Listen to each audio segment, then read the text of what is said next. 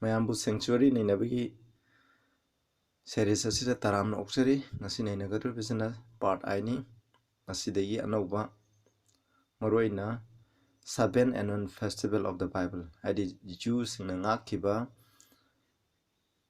sahigi lakpa festival taret adugi maramda ikoina nainagani hairiba festival ase aikoina hojik ngakpaki mathau tade adubu masigi nunggo eba artha masigi symbol karino aduga masigi antitype masina kanada thungki haibado aikoina hojik nainaba madugi oiba asengba symbolic oiba lesson adudi aikoina tamba mathau tai madugi dama aikoina masi nainajabani ahanbada aikoi ishor ngasi aikoina nainagadobsina Passover masi maroina Exodus 12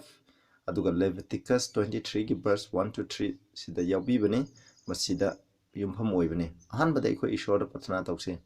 sargada leibe ipa yam thagasare aikoina ngasi Passover aran sakhang gi kumai asigi maramda aikoina nainagadawri ipa nahna aran sakhang gi matungna aikoida tangneba asengbadu karino haibdo aikoida mayik sengna nahna aikoida khanganbi ipa ishor aduga ipa ishor tari bu isinaw khuding da support ne aina ngam khuding mana ki anang bagi matung na uhen biu Prabhu Jisu gi ming de kuram jari amen khoi ahan bata Deuteronomy 16:16 da ikoi pamina se 16 da hai sahi amada ahum lakti nupa makai ishor gi Jews nupa makai se ishor gi mamang da haibati Jerusalem da makoi shona khandor kharba Jerusalem adu da makoi utkadabani makoi satkadabani hai Karamba matamda in the Feast of Unleavened Bread aikoina hamayawdaba tan chabagi koina kumhai asida usop asida festival asida in the Feast of Weeks aragna Pentecost ki matamda and in the Feast of Tabernacle aikoina tabernacle hariba feast asida masi Day of Atonement loir ka pangthopani masigi feast asida humlak makoi tongamba pithibi mafamda leiba Jewsingna Jerusalem da chalaga laisang leiba mafam aduda makoina masi yawgadabani haina akhoi Moses na ishorgi masasina Canaan da sangdringai mamangda instruction pirami madugi matungina hairiba season asida Passover gi matamda Pentecost gi matamda aduga ikoina Feast of Tabernacle gi matamda Jewsing tonga mafamda leiba misingje 3,000 satokuna Jerusalem da lambi je mi inna chingna bangamdana makoi chalame maduni adubu ikoina ngasi tangodona ahanba festival asigi maramda ikoina yengje Passover Leviticus 23 gi 5 ta haiko masida in the 14th day of the first month at even is the Lord's Passover hai masi Leviticus 23 gi 5 ki 7 da ahanba tha haidi Jews ki abib natraga nisan haina khangnai masigi numit 13 ni shubada ishorgi aran sakhangni in the first day ye shall have an holy convocation ye shall do no servile work therein hai masida ko ahanba numita nakoina holy convocation asengba mitin ama laigani masida nakoi kana agumba amata aikoina thabak suba yade haina masida mayekingna iriaba aikoina Leviticus 23 gi aikoina 5 ta ko aduga 6 ta ko 6 ta na mu hojiki 5 ta laigere 6 ta na on the 15th day of the same month is the Feast of Unleavened Bread unto the Lord 7 day masigi maramda aikoina ngangani aduga Passover loina Unleavened Bread ki festival se punna pangthong minabani isnausing madhu laire masini aduna 14th day habasida nakoina Passover laigere ishorgi damak nakoina Passover pangthokadabani hai Passover haibse karino ko yengsi Exodus 12 ta pangthokani masi Egypt ishorgi masa singase Egypt ki puthorngai gidam aroiba miracle pangthokadaba Egypt pokpa anba pokpa nupa makai sa oigera mi oigera anba makai je ishona hat kadaba aduga ishorgi misingje Egypt ki puthorkadaba ahingi nongmai da khoina pangthokkiba aduguma kumai amane fa khoina Passover haibse khoi yengsi ko 12 ki 2 to 5 ta ekho khoi yengke this month habni hairiba tha asida na khoi gi ahoba thani hairiba tudi abib natrakan nisana ina khangnai it shall be the first month of the year to you na khoi gi dama ahanba tha oi Jews ki thaban ga ekhoi maitai sing gi thaban numi kunthani saba se ka samane Makoi ko hauji akhoi sinariba Julius calendar dum khoi natte makoi di numit 30 days gi lunar ni masigi ahan ba thada nakoi na congregation miyam tinba du da lai korun ba Israel masa sing adu da hayu in the 10th day of this month shall they take to them every man a lamb according to the house of their father, a lamb for an house. Yum khudingi numit tarani shuba nishangi natraga abibki numit tarani shuba asida nakoina yaw ama lawgadabne yaw laba ama yaw ama nakoina lawgadabne yaw masa ama masi yumgi matung ingadabni asoba yumgi dama ama aduga yum masa pik pataraga janum hai for dai kanagum yum asina yam pik pataraga di maki mrona basinga magi thangnana leiba sing aduga mokogi mishing dugi matungina makoina lawgadabni hamni mina kyam sab ngami habdo mina keji ama sabra ado ani sab ngambra habdigi matungina yaw adugi matungina mi masing adugi matungina khallaga nakoina lawgada mi ani khalai bidudi matanda yaw am sab ngamo aduna thangnarba yum ani hum punjan bi yai haina asumna palli verse 5 ta nakoina lawgadriba yaw ado without blemish hamni dak leitaba laina leitaba asoi angamba yawdaba a male of the first year labo ekdamni sahi ama suraba yaw labo ekdamni you shall take it out of the sheep yaw maraktagi masina hana laktokadamni from the goats hameng natraga hameng singi maraktagi masina hana laktoko thamgadabni hamni yaw khandopagi thabak ase pasawbagi yaw haningai ki khandopagi thabak ase numit 10 abibta haidi numit tarani shuba nishangi numit tarani shuba asida makoina khando thamani aduga karamba numit hatkane abdo khoi muyeng menasing masi yam maru ko isna usang masi passover da thungki ba khudimo prabhu jesu christ da thungabni 6th ko you shall keep it up until the 14th day of the same month haidi ba tha asigi na khando kraba yawodo numit kya nebo 14th day bu na khoina thangbadabni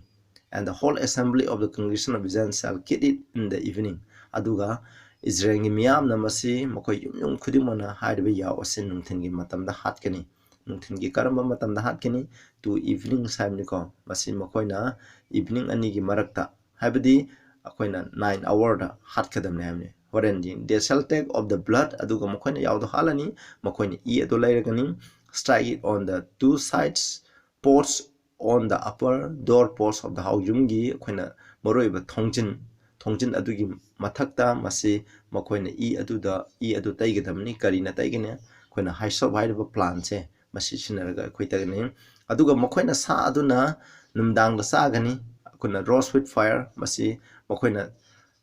maida ko yaigani patana yairaga masi sagadamni and unleavened bread masi galoinana hama yawda batan atu sagadamni with bitter herbs they shall eat it aduga akhaba makoina saba matan unleavened bread yawrani aduga akhaba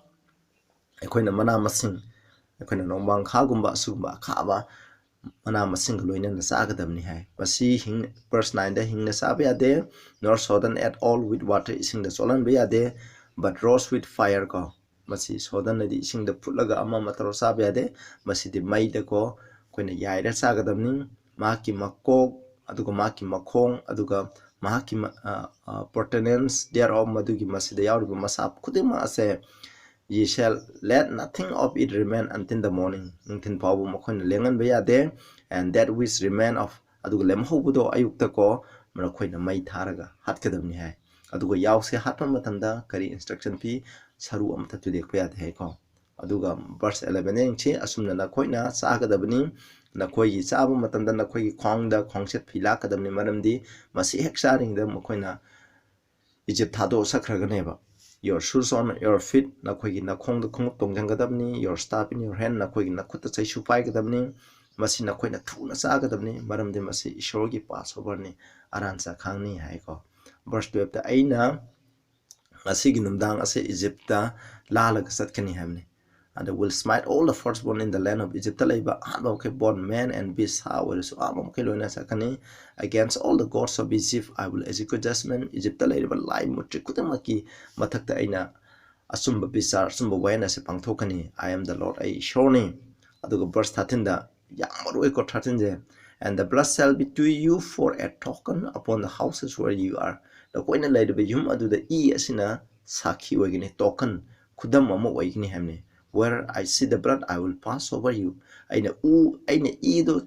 uba matamda haiba yum do lantho satkani habni the plague shall not be upon you to destroy you idu uba yumda taiba makhaido shona lantho salagani madu halara when I smite the land of Egypt ki lemai aina phuba mangan tanba matanda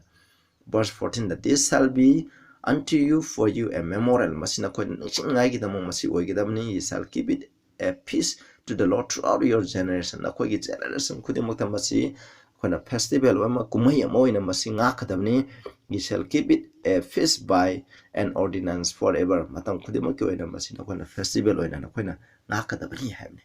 masini hairiba ahingi maktada Egypt la iba first born makai loina siki aduga thongda aikoina taiba imungda laiba mi makhai loina kanbiki masi aikoina asina maru oibido masi da taglibni hairibi koina hore amusha yaminakne 21 23 da haiko amu yengjiko masi da Moses na mokhogi Israeli lusingba sing kaure aduga mokhoi da hai aduna draw out and take you a lamb according to your family kill the passover nakhogi yumdo nakhogi yumgi matuna yaw lawro aduga halo haire aduga you shall take a bunch of hyssop and dip it in the blood that is in the basin and strike the lintel and to side with the door that is in the basin ko aduna nakhoi patra adu da yawriba adu da do lawraga adu da hyssop lumjalaga yumgi thongjin mathak aduga nakal ani mak adu sun nakhoi na taigidabani ha ahummak nakhoi na taigidabani ha none of nakhoi kanam tana yum asidagi nakhoi na thopa yadi ha ayuk phawba thokpa yade keguma thokpa taragadi first born oiba taragadi nupa ahando loin shirgani maramdi ishona Egyptian singasi haningai gi dama mapung phana satkani mokoi yung khuding mapam sinba thuna lalaga satkani aduga hai thungi thongjinda nakoi uba matamda ishona hairiba yumdo lantho sakani hairiba destroyer aduna nakoi yumda sangoi haina asumna ya thang ado pibani sinawsa aikoina masini aikoina Passover sigi maroiba nungi oiba athado akoi mukhar tentang yengmina se sinawsa Passover loine na aran sakhang ko hama yaudaba tangi chabi ki thorum asiju masigi roile na punna pangthong nabne madu mathangi sarmonda ayamu haijarake aikoina Passover gi lem base kanado ko yengba yai masi khantokpa mana khantokpa gi matam mana hatpa gi matam punna ma ase karino haiba ikoina yengmina se 1 Corinthians 5:7 dai for even Christ our Passover is sacrificed for us hai masina 1 Corinthians 5:7 da aikoi gi aran sakhang oireba Krista ado aikoi gi damakat pi ki ham Passover gi lem asina represent tawbudi Prabhu Jisu Krista ni Passover gi lem ase ten abib ta khantu e adamai tawduna mayam tinaba adu degi lapthoi samanana Prabhu Jisu Krista do mayam tilanba adu degi mahak numitarani shubam matamda ma ki chepusinga tongana lay masi kono khoina Matthew Mark John yengba matamda khangani aduga yengse Passover da maru ebsi ni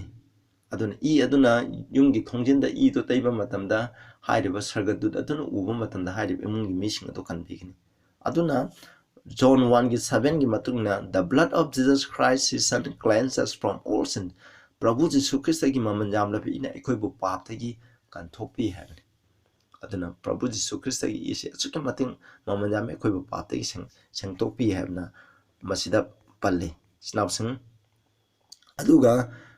Ephesians 1:7 gi matungna so mahaki ki bapana ekoina pap khopi ba ado ekoina phangi maki thauja marang kai ba adugi matuina mahaki gi matingna ekoi gi pap khopi ba ado ekoina phangi haina masida mayek sengna iri ado itari ekoina hujek Passover gi masigi ekoina type anti type ase ekoi amu yengmina se sinawsing masi fazana yengmina se ekoina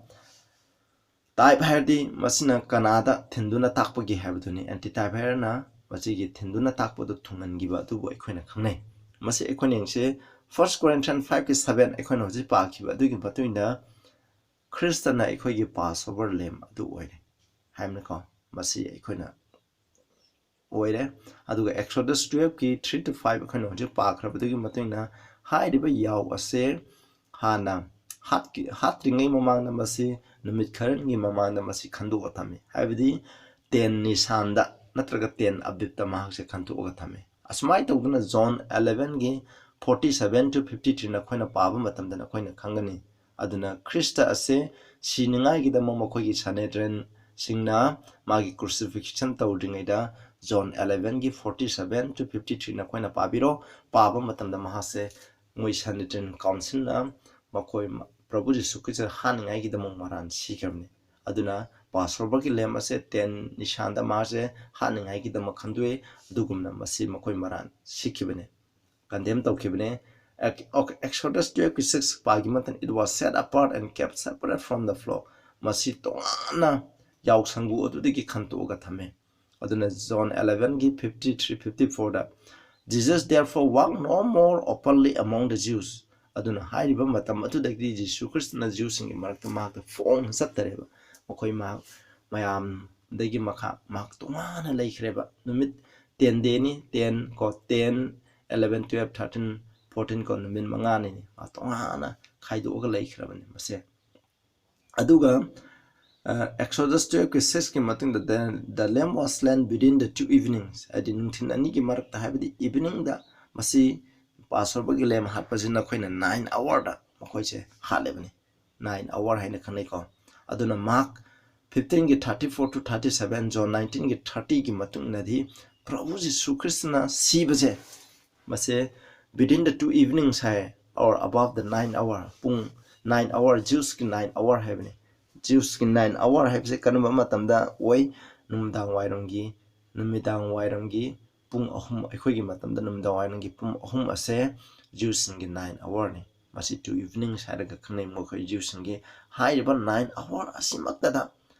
chawrama nungthingi pung ahum taba matam asida Prabhu Jisu Christ aje cross ta pang tungduna sikhibani masiko Passover sna karibu khanai Prabhu na sikadabagi pungpham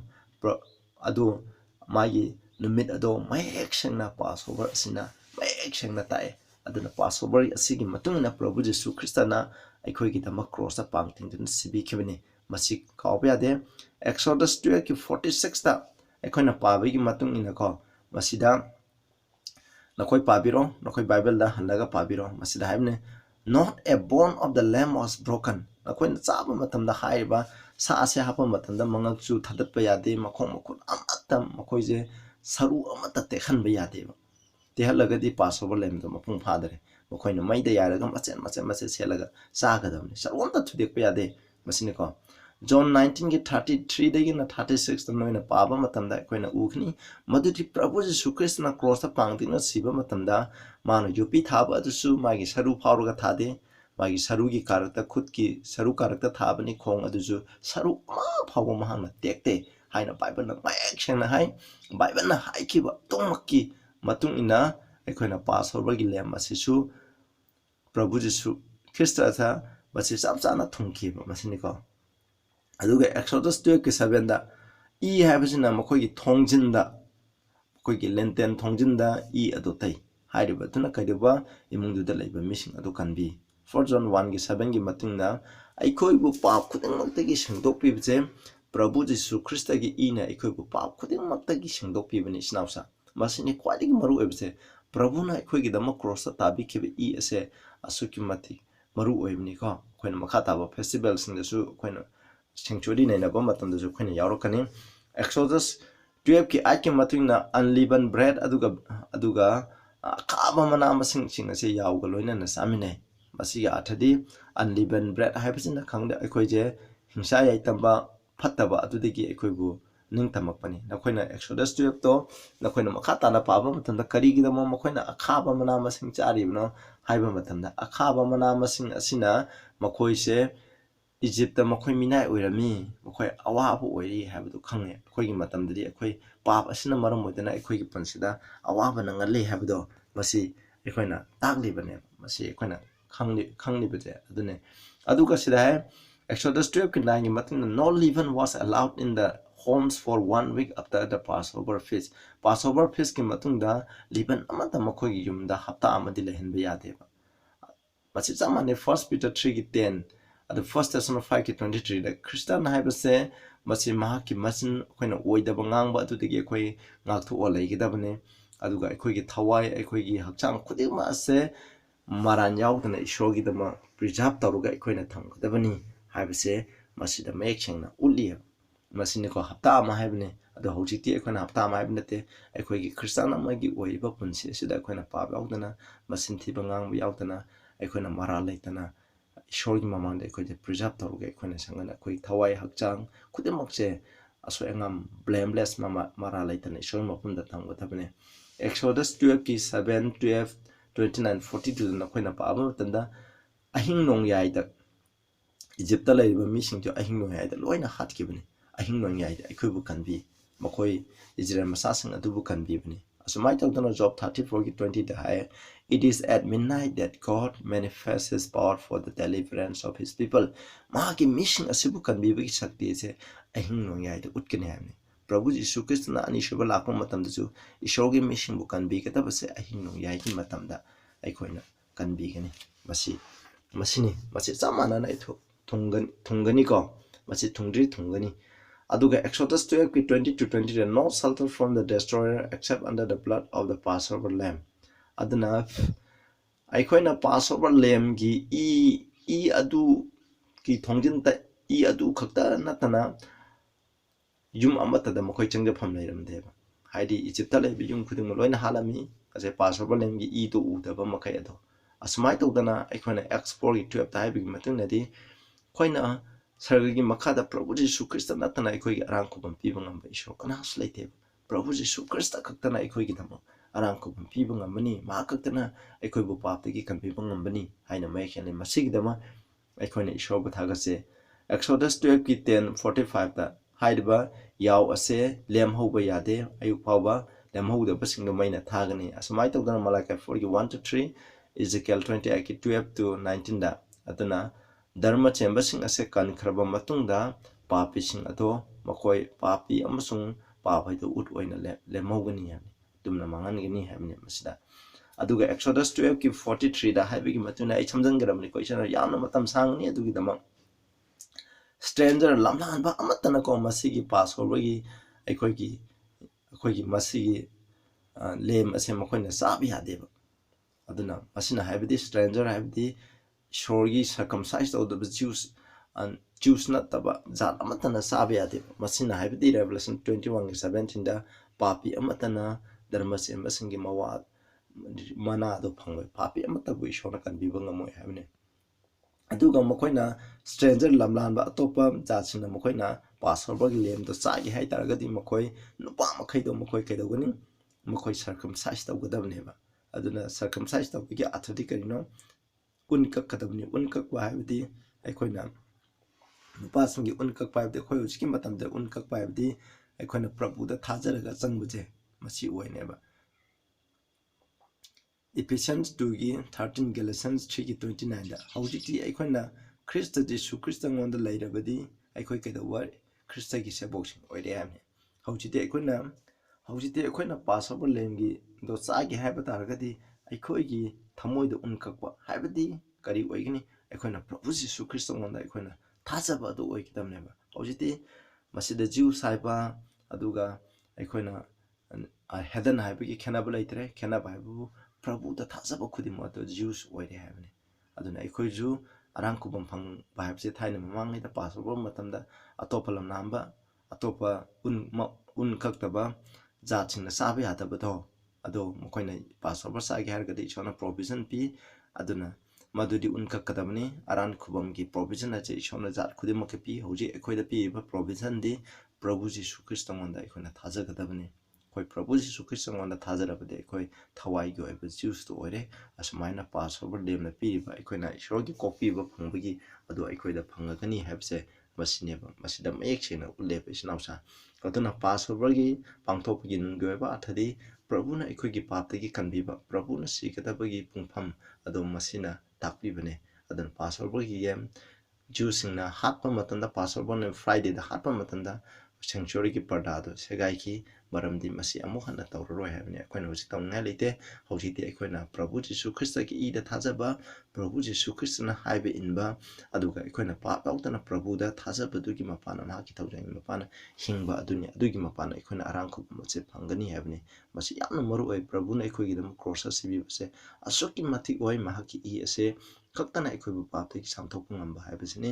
ꯇꯥꯕꯤꯔꯤꯕ ꯃꯌꯥꯝ ꯈꯨꯗꯤꯡꯗ ꯏꯁꯣꯔꯅ ꯕꯣꯔ ꯄꯤꯕ ꯑꯣꯏꯁꯅꯨ ꯄ꯭ꯔꯊꯅꯥ ꯇꯧꯁꯤ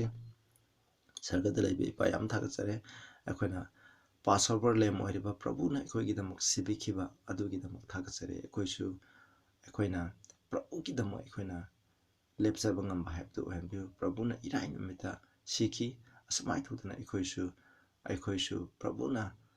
ꯑꯗꯨꯒꯤ ꯃꯇꯨꯡ ꯏꯟꯅ ꯑꯩꯈꯣꯏꯁꯨ ꯄ꯭ꯔꯚꯨꯗ ꯊꯥꯖꯗꯨꯅ ꯑꯩꯈꯣꯏꯅ ꯂꯩꯕ ꯉꯝꯕ ꯍꯥꯏꯕꯗꯨ ꯑꯣꯏꯍꯟꯕꯤꯌꯨ ꯄ꯭ꯔꯚꯨ ꯌꯤꯁꯨ ꯈ꯭ꯔꯤꯁꯇꯒꯤ ꯃꯤꯡꯗ ꯈꯨꯔꯨꯝꯖꯔꯦ ꯑꯃꯦꯟ